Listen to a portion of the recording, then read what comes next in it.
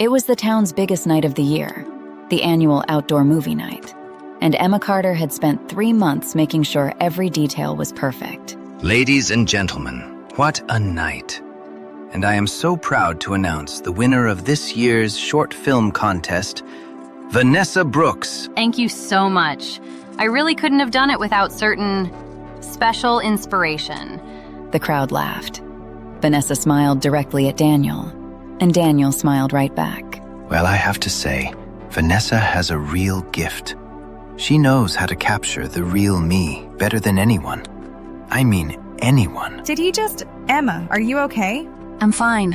You've been running this event since February. He didn't even say your name. Sophie, I said I'm fine. She was not fine, but she was paying attention, and that was going to matter more than either of them knew. Now let's give it up one more time for our talented photographer. Vanessa, everyone. Emma watched the way Vanessa laughed. Easy, comfortable, like she was used to being next to Daniel, like she had been there before, later that night, after the crowd went home. I thought that went really well, didn't you? You forgot to thank me. What? I organized the whole event. You were on stage for 10 minutes. You thanked the mayor. You thanked the food truck people. You didn't say my name once. Emma, come on. Everyone knows you helped. Helped? I built it. You just showed up. You're being really sensitive right now. I was up there doing a job. I can't list every single person who... You found time to compliment Vanessa twice. She won the contest. That's literally why we were there. When did you get to know her so well? She brought in a projector for repairs 3 months ago. I fixed it. We got to talking. She needed help setting up some equipment for her shoots. It's nothing. How many times have you helped her? I don't know, a few. More than a few? Emma, stop. He went to bed. Emma sat in the dark living room and thought about the look on Vanessa's face when Daniel made that joke. Not surprised, not embarrassed, just pleased. The next Saturday morning, while Daniel was out on a repair call, Emma started cleaning out the hall closet. You're reorganizing again. You only reorganize when something is wrong. I'm just cleaning. Emma, I've known you since 3rd grade. I found something weird in his coat pocket last week. A receipt. Coffee shop 2 towns over. A Tuesday. He told me he was at a job in the opposite direction that day. Okay, that's not great. I didn't say anything yet. I wanted to be sure before I said anything. Emma pulled down a dusty box from the top shelf. Inside was an old film camera, the kind with real rolls of film. It had belonged to her father. I forgot this was up here. Is there film still in it? There's a whole stack of old rolls, undeveloped. Could be from years ago. You should take them in. The shop on Birch Street still develops old film. My dad always said film remembers things people try to forget. Emma held the camera for a long moment. Something clicked into place. Not the shutter. Something in her head. Sophie, I have an idea. 2 days later, Emma brought the old rolls of film to Maggie, who owned the only film development shop left in town. Oh, honey, I haven't seen one of these in a while. Where'd you find it? My father's camera. It's been in the closet for years.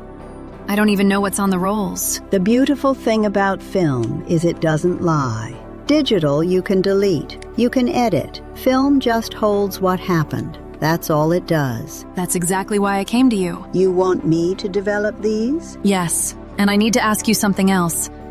I want to learn how to use this camera, the old way, for documentation. Documentation. I want to start taking pictures of things, details, things people say happened, and whether they match up with what's actually there. Maggie looked at her for a long moment with steady eyes. Your husband. I just want proof before I say anything. I don't want to be wrong. You're not here because you think you're wrong. No, I'm not. Come back Thursday. I'll have the first rolls developed, and I'll teach you how to load new film. Over the next 2 weeks, Emma quietly started paying attention in a whole new way. Okay, so he said he was at the Henderson's place fixing a dryer on Wednesday afternoon. That's what he told me. But the Henderson job was in the morning. I called Mrs. Henderson to ask if she had our casserole dish. We lent it to her last summer. She mentioned the repairman came and left by noon. So where was he from noon until 6? He got home at 6:15, said the job ran long. Emma. I know. Emma started keeping a small notebook. Times, dates, what Daniel said. What she later found out, she didn't confront him. She didn't cry. She just wrote things down. What about the camera? Maggie taught me how to use it. I've been photographing everything. His truck in places he said he wasn't, her studio sign, a coffee cup he left in the car from a place he said he'd never been. This is actually kind of brilliant and a little scary. He keeps saying Vanessa only needed help with equipment. So I called the art center where she does her shows. I told them I was interested in purchasing one of her prints. They told me her most recent series is called A Quiet Arrangement. What does that mean? The woman at the desk said it was a portrait series. Very intimate. The subject was unnamed. But she said the subject was a man who worked with his hands. Emma didn't say anything else. She just picked up the camera and checked the film. That same week, Emma paid a visit to Richard, Daniel's father, who had always been a little too comfortable with Daniel getting away with things. Emma, this is unexpected. I need to ask you something directly, Richard. I prefer calls ahead of time, but come in, I suppose. Did Daniel ask you to cover for him? Specifically on the 3rd of last month. I beg your pardon? He told me you two had dinner that night. A long dinner. That he didn't get home until 10 because you were catching up. We do have dinner from time to time. I called the restaurant, Richard. The one you two always go to. They didn't have a reservation under either of your names that night. Richard shifted in his chair. He was a man who was used to being the one asking questions. Emma, I think you may be reading into... I'm not reading into anything. I'm just asking whether you told him to use your name. He mentioned he needed some flexibility that evening. I thought it was a work matter. And you didn't ask. He's my son. He's my husband. She left without another word. Richard sat very still and looked at his hands for a while. A few days before the next outdoor movie night, Emma did something that surprised even Sophie. You're going to her studio? Why? I want to see what she's been making. I want to hear what she says to my face. Emma, this feels like walking into a lion's den. Good. Lions always give themselves away when they think they're safe. Emma walked into Vanessa's studio alone. Vanessa was behind the front counter, sorting prints. Emma, wow. I didn't expect you. I heard about your new series. I wanted to see the work in person. It's not on public display yet. I understand. I just want to say that I thought your film was beautiful. The one that won. Thank you. Daniel must have been so helpful. All those months of equipment assistance. He's very good with his hands. He really is. I've always said that. There was a pause. The polite kind that means neither person is being polite at all. I brought my father's camera. I've been getting back into film photography myself. Maggie down on Birch Street has been teaching me. That's sweet. She taught me something interesting. She said the thing about film is you can't undo it once it's exposed. It just holds what was there. Every frame. That's true. I've been thinking about that a lot lately. Vanessa's smile stayed on her face, but her eyes moved to the camera in Emma's hands and didn't move away. The night before the event, Daniel was in a very good mood. I talked to the committee. They want me to do the announcement again this year. Maybe a longer speech this time. That sounds great. Vanessa submitted another film. Apparently, it's even better than the last one. Did she? She's really talented. You should be more supportive of local artists, Emma. I've been very focused on local work lately, actually. I've been developing a presentation. For what? For the event. I asked the committee if I could do a small segment about the history of the event, using photographs. Oh, that's actually a nice idea. I thought so. It's called What the Camera Remembers. Cute title. He went back to his phone. Emma washed the dishes and said nothing more. She had one more night to get everything ready. The next evening, the town square filled up again. String lights, folding chairs, the smell of popcorn. But this year, Emma had made a few additions to the program. Good evening, everyone. Welcome back to the annual outdoor movie night. The crowd cheered. Daniel was at ease, as always. Vanessa was near the front row, easy and comfortable, the same way she had been the year before. We've got a great night lined up. Short films, good food, and I'm told we have a special bonus presentation before we get to the contest results. Something put together by a very dedicated member of our community. He said it like she was a volunteer who made cookies. But Emma walked up to that stage carrying her father's old camera, and she did not look like someone who made cookies. Thank you. I want to talk tonight about what film actually does. Not video, not digital. Film. Old film. The kind that captures a moment exactly as it was, with no way to delete it, no way to edit it, no way to pretend it didn't happen. The crowd was quiet now. The good kind of quiet. I found my father's camera in our closet a few weeks ago. It had old rolls of film inside that none of us had ever developed. And once I started developing film, I couldn't stop. The big screen behind her lit up. This is a photo of a truck. My husband's truck. Parked outside a coffee shop 2 towns over on a Tuesday afternoon. That same afternoon, he told me he was at a repair job 30 miles in the other direction. A few people in the crowd shifted in their seats. This is a receipt I photographed. Same coffee shop, same Tuesday. 2 coffees. He doesn't drink coffee.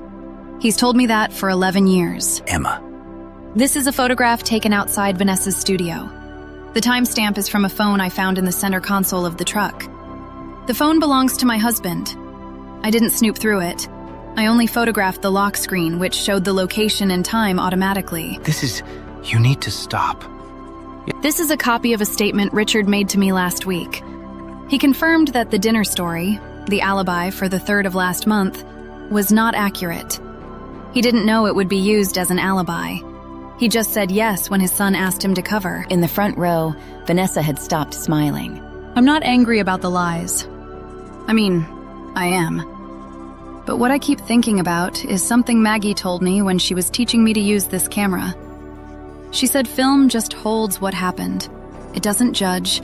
It doesn't argue. It just remembers. Emma held up her father's old camera so the whole crowd could see it. Every hidden moment leaves something behind. A receipt. A timestamp. A story that doesn't line up with another story. And if you're patient enough, and if you care enough to look, the picture develops all on its own. The crowd was completely silent for 3 full seconds. And then Sophie stood up from her seat and started to clap. This is not the place for... I want to thank the whole town for this event tonight. I organized it for the 3rd year in a row. And I want to say, for the very first time, that you are welcome. She walked off the stage with the camera in her hand and her head level and her voice completely steady. Daniel stood at the microphone with nothing left to say. Vanessa gathered her bag and did not look at anyone on her way out.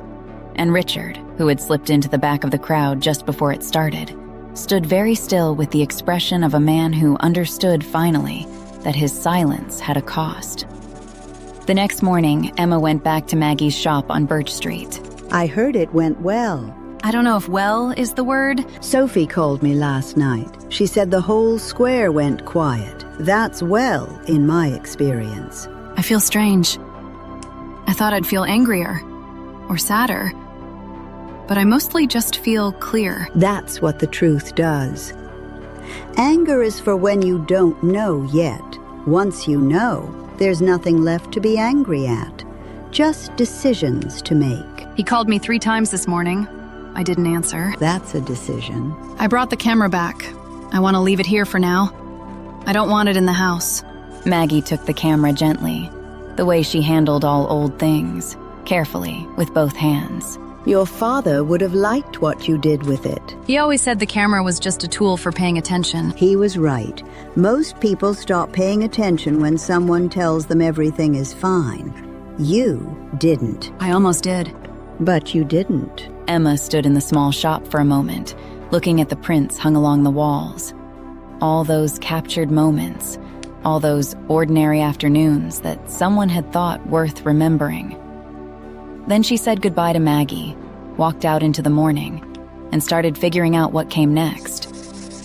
The moral of this story: lies don't disappear. They wait. Daniel and Vanessa thought that if they were careful enough, if the stories were close enough to true, nothing would ever catch up with them. But Emma learned what her father always knew, that the truth leaves traces everywhere, in timestamps and receipts and stories that don't quite match, and all it takes is one person willing to stop and look closely. The people who counted on Emma not paying attention had underestimated the most dangerous thing in the world: a calm, quiet person who has finally decided to start documenting. And the final lesson, the one that matters most for anyone listening: when someone dismisses you, talks over you, leaves your name out, or treats your work like it was nothing, that is not the end of your story. That is just the moment before you pick up the camera.